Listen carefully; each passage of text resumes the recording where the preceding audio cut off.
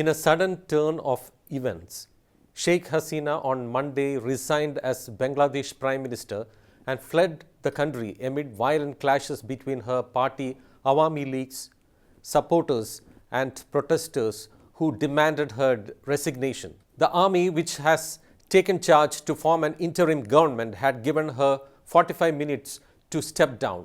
Shortly after Sheikh Hasina resigned as the Prime Minister of Bangladesh and fled the country, General Waker-Uz-Zaman, the Chief of Army Staff, announced that he would form the interim government.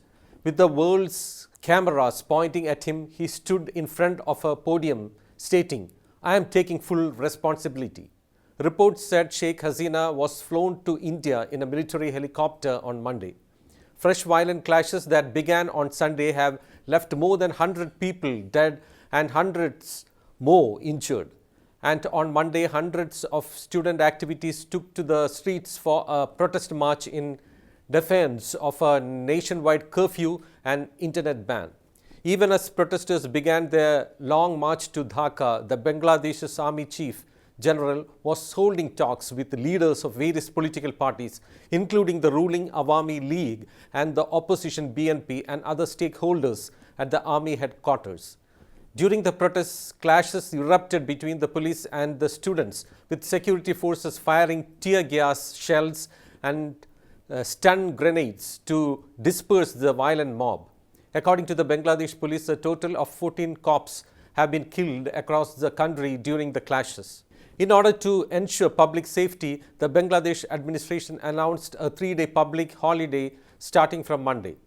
Notably, the protests on Sunday witnessed the participation of unidentified people and activists of right-wing Islami Shahjon Tandra Andolan, who erected barricades on multiple major highways and within the capital city. Calling the protesters terrorists, Sheikh Hasina had earlier asked people to suppress those engaging in sabotage across the country in the name of protests. Sunday's violence took the total number of people killed since protests began in early July to at least 300, according to an AFP tally. In the wake of the fresh violence in Bangladesh, the Indian Ministry of External Affairs issued an advisory to Indian nationals asking them to exercise extreme caution and restrict their movements. It also asked its citizens to refrain from traveling to Bangladesh until further notice. Earlier, Bangladesh army did not explicitly say whether they supported the protesters. In a statement, they said that they stand by the people.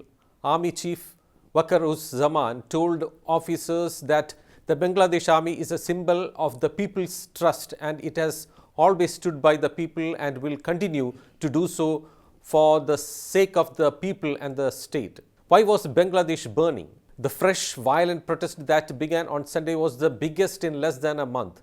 They were sparked by the Students Against Discrimination group, SAD group, opposing a government jobs quota system. Students are angry about the reservation system, which reserves 30% of government jobs for families of veterans from Bangladesh's 1971 independence war.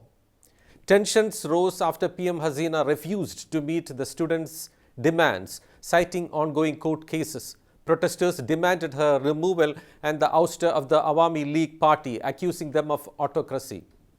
Unlike previous protests focused in Dhaka, Sunday's violence spread to several cities. Large crowds gathered in Dhaka's Shahbag Square with street battles in multiple locations. Sheikh Hasina's resignation was decisively a right decision as it has put an end to the destructive arson unleashed by violent protesters, and peace and normalcy would be back in Bangladesh soon.